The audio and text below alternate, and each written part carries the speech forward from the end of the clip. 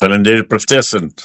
Avokat, ne do ta nis me mesazhet e falënderimit që më kanë ardhur në faqen tonë nga intervista e fundit, ku qytetarë të shumë, unë e vendos theksin gjithmonë më shumë tek ata nga diaspora dhe Shtetet e Bashkuara, që ju përkrahin dhe ju falenderojnë për shprehjen e mendimeve troç, ashtu sikur ju i merrni nga sheshi dhe nëpërmjet kësaj kamera ja përcjellni atyre që nuk kanë mundësi që të jenë aty.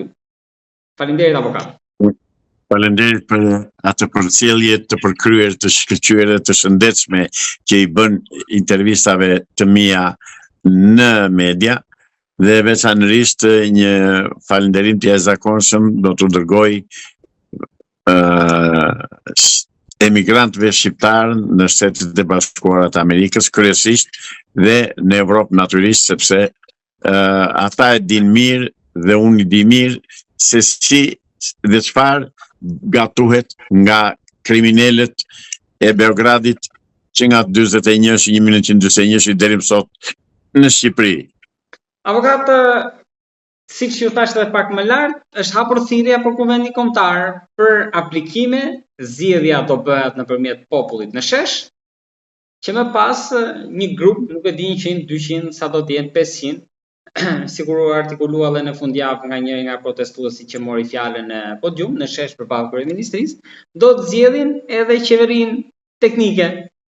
Tani si u duket ky hap, avokat, se deri tani një pjesë e opinionit kritikonte faktin që pse nuk po shkon më tej për te protestës për zgjedhur pra institucionet e veta kjo lëvizje. Tani kjo lëvizje këtë hap e ka bërë. Është një hap i shkëlqyer, demokratik, qytetar, njerëzor, i domosdoshëm aktualisht, madje mund të thosha edhe një çik i vonuar, po s'ka problem, prap më mirë vonë se kurrë, dhe unë shpreh nëpërmjet ekranit tuaj shpreh gatishmërinë dhe devotshmërinë time për të marrë pjesë në cilindo nga forume që do dalin nga protesta dhe do të kontribuoj me mish me shpirt sa të kem shpirti gjallë për marrëvajtjen e këtij vendi, për zhdukjen e këtyre gjarprinjve helmus që kanë uzurpuar parlamentin shqiptar, që janë 140, dhe Shqipëria të marrë rrugën e duhur për të zhvilluar shqiptarët, për të kthyer bashkomasit tanë në pronat e tyre, në tokat e tyre, në shtëpitë e tyre, në fshatrat e tyre, dhe për të mos lejuar më këtë krim që po bëhet. Duhet të thënë një gjë.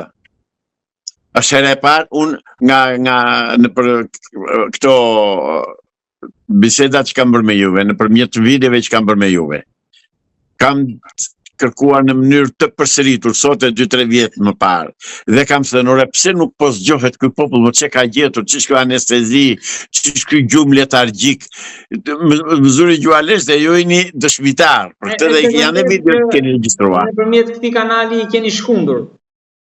Dhe çdo i madh, shoqyr më në fund, u ngrit në mënyrë më të shkëlqyer të mundshme, se po të llogaritësh si numër që nga data 1 qershor deri tani i kanë kaluar protestuesit, i kanë kaluar 3-4.000 vetët. Pra, do të thotë që 800.000 veta që thotë ai 3-4 milion, më fal, jo bise, lapsus. Pra e kanë kaluar 4 milion vetët. Pra 800.000 vetët që tha ky kryekriminali i këtij vendi që do përgjigje të rëndshëm, ky hebreu, se është hebre, Edi Rama e kam thënë në mënyrë të përsëritur dhe po e them prapë dhe po është burr të dalë ta kundërshtoj ose të na vërtetoj origjinën ku e ka. Dhe ky i shërben interesave jashtë shqiptare, jashtë kombit dhe popullit shqiptar. Pra, më në fund, njerëzit u zgjuan, shqyr të madhit Zot, e falenderoj Zotin natë e ditë për këtë zgjim të lahtarshëm, të jashtëzakonshëm, të fuqishëm që i bëri popullit shqiptar, dhe që populli shqiptar më në fund e kuptoi që kjo është rruga e zgjidhjes, dhe kjo është rruga e zgjidhjes. Edhe pse kanë dalë disa, del ndonjë korbati ose ndonjë sorr, edhe thot, mos dilin protestot, se protestën e komandon ai e ky. Nuk më duhet kush e komandon protestën. Ja si doli qartësisht se kush e komando ka proteste dhe çfarë kërkon protesta dhe si do krijohet qeveria teknike dhe jo siç pretendohet një qeveri teknike të krijuar kulisave të zyrave të Edi Ramës apo të Sali Berishës. Pra, u ngrit populli, është bërë thirrja, do t'i përgjigjem kësaj thirrje me mish e me shpirt, unë nesër kam gjyqin i Gjirokastër dhe në darkë jam në Tiranë. Pra, avokat, ju jeni gati të merrni përgjegjësi? Pa diskutim, çfarë do lloj përgjegjësie që të më japin, shqyrtë të madhi Zot, jam mirë me shëndet, dhe shëndetin psikologjik, dhe shëndetin fizik, dhe shëndetin mendor i kam të tëra në rregull, dhe jam gati në çdo kohë, edhe pse duke thënë, duke theksuar faktin që me qindra njerëz për mos thënë me mira, më thonë pse nuk merr pjesë në politik. Ja erdhi momenti që të marr pjesë në politik, po jo me këto partit kriminele që kanë pirë gjak populli këtu sot e 80 vjet. Po, tani po, shkoj me kënaqësi në politik. Po që se do ketë nevojë qytetari shqiptar, për mendjen time dhe për energjitë e mia jam gati në çdo kohë natë e ditë.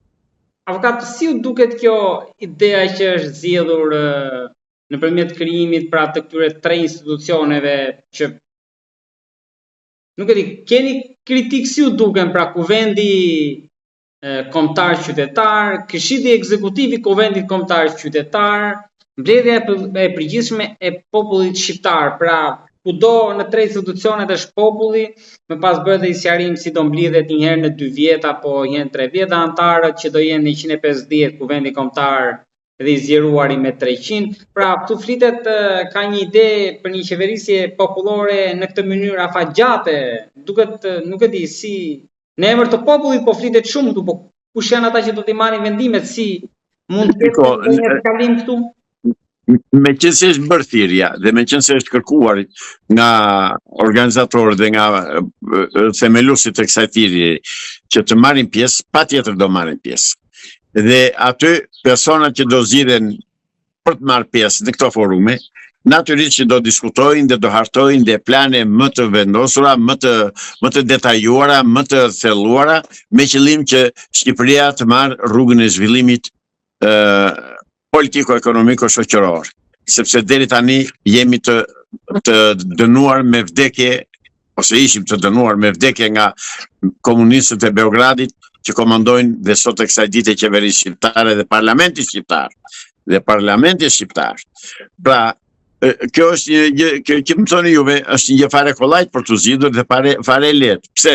Është e lehtë për të zgjidhur sepse njerëzit do mlidhen, atë nuk mlidhen as me interesa partjake, as me interesa ekonomike, as me nxitje edhe me spionazh, kush një gjë me që erdhi fjalët e spionazhit. Kam një kërkesë të pa diskutueshme dhe të pa negociueshme. Asnjë nga personat që do pranohen atje nuk duhet të jetë pjesë e ndonjë shërbimi sekret. Kjo është e pa negociueshme. Me qëndro këtu se më dole në shtek tani. Tek ajo lista që ne pamë, besoj e keni parë dhe ju, e atyre organizatorëve, grupit koordinues. Avokat, ju bëri përshtypje që aty nuk është se kishte intelektual, nga bota akademike, nga shkenca, nga letërsia, nga emra të njohur, pra që këto emra që ishin aty avokata, mundet ta bëjnë një platformë për ndryshim të